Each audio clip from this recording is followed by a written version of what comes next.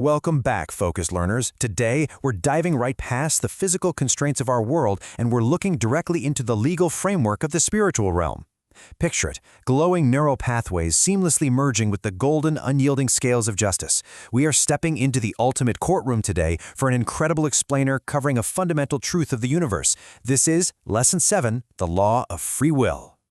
All right, let's just jump right into this explainer and review our syllabus. Today's briefing covers Lesson 7 on free will, absolute human sovereignty, the free will agent, why there are no robots in God's kingdom, the law of agreement, and finally, your ultimate willful choice. We're framing the spiritual realm not as some abstract, mystical place, but as a highly structured, fully functional legal system. So, starting off with Section 1, Lesson 7, Free Will, the Foundational Judicial Action.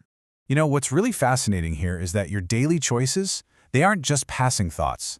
They are actual, legal, judicial actions documented in the courts of heaven. We tend to think of laws as just physical forces, right? Like gravity holding the planets in orbit. But spiritual laws carry infinitely more weight. The law of free will dictates that you have this profound ability to act entirely without constraints at your own discretion. And because you have that incredible freedom, literally every single word you speak and every decision you make is an act of judgment. It's a binding judicial action.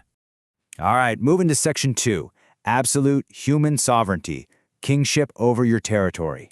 Let's take a really close look at this piece of kingdom policy. In Genesis 1:26, it is decreed, "Let them have dominion over the fish of the sea and over the fowl of the air and over all the earth." So God, the Supreme Monarch, legally handed absolute management and sovereign control of the planet straight over to humanity. I mean, nothing was withheld here. This wasn't just some symbolic gesture, it was a total transfer of earthly dominion to mankind. You were literally given the keys to the entire territory. But think about it. Where does that authority actually start? Before you can rule the sea, the air, or the land, your dominion starts with the person you're looking at in the mirror. You are the sovereign king of your earthen vessel. Your physical body is the very first piece of earth, your primary territory, over which you possess absolute, undisputed legal sovereignty. Honestly, no one else has ultimate authority over it but you. Okay, rolling right into Section 3, the free will agent, mechanics of the human spirit. So exactly how do we exercise this high-level kingship over our bodies? Well, here is the exact chain of command. Step 1, because the sovereign God is a spirit, he doesn't just talk to your flesh. No, he speaks directly to your human spirit. It is very much a king-to-king conversation. Then, in Step 2, your spirit, which is acting as your free will agent, receives this intel and informs your soul. That's your mind, your will, and your emotions. And finally, in Step 3, you, as the individual sovereign, issue the command to your physical body. You decide the ultimate action. Your spirit is basically the core agency of your entire sovereignty. Which brings us to Section 4, No Robots in God's Kingdom, the Value of Willful Choice. Now, you might be wondering, why go through all this trouble? Why did God design this incredibly complex legal and spiritual framework instead of just programming us to obey instantly? Well, the crucial point is this. Forced compliance means absolutely nothing in divine jurisprudence. God doesn't build robots. He does not create mindless automatons programmed to just serve without thinking. What he desires are sovereign citizens who operate out of willful love. If your choices were made because you were coerced, manipulated, or forced, they totally lack spiritual validity. Willful, sovereign choice is literally the only thing that validates a true, authentic relationship with the Creator.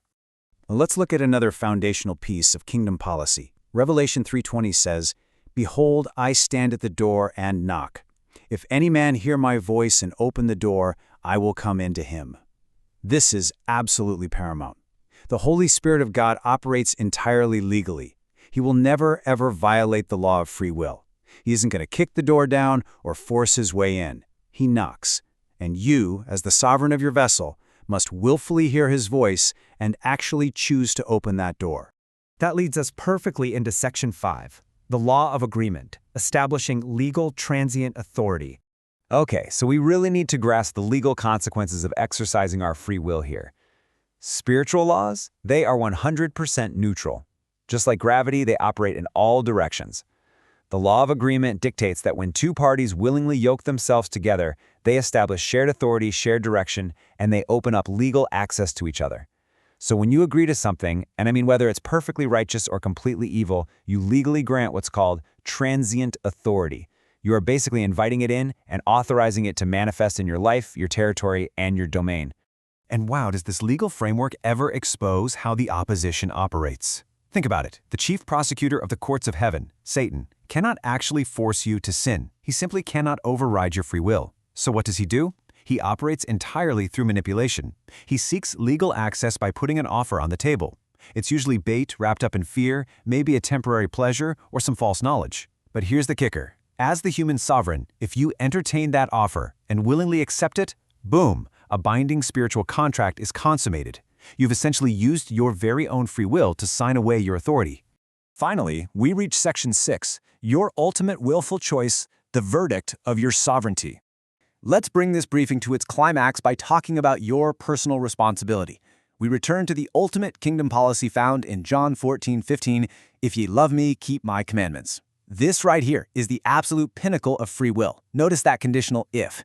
Maintaining your kingdom citizenship is not a passive thing. It requires an active, intentional, and loving choice to align your soul with the king. You have to actively choose to yield your sovereign territory to his wisdom, making his principles the governing laws of your earthen vessel.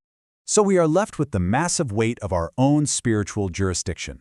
The evidence has been presented and the legal framework is established. You possess absolute sovereignty over your earthen vessel. Every single day, every moment, you are acting as the ultimate judge over your domain. And get this, the highest court in the universe respects your authority. So the only question that remains for you today is this: will you willfully choose him?